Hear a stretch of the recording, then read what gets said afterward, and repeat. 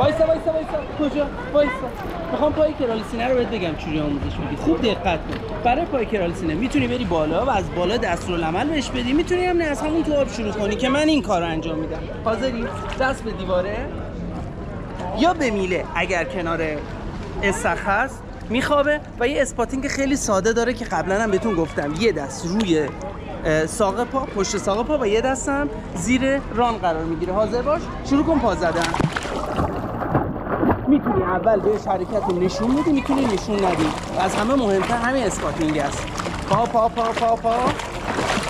این اسپاتینگ اول. اسپاتینگ دوم. پنجه پا راحت بخواب. بیا جلوتر. پنجه پا صبر کن. پنجه پاشو میکشه و روی دست تو پا میزنه. بزن. سریع.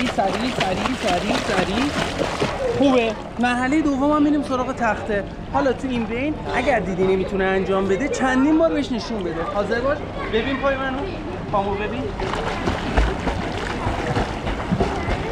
حاضری؟ بریم تخته رو بگیر.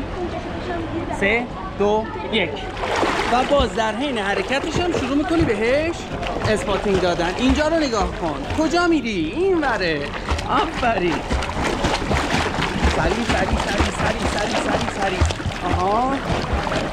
برو دیگه.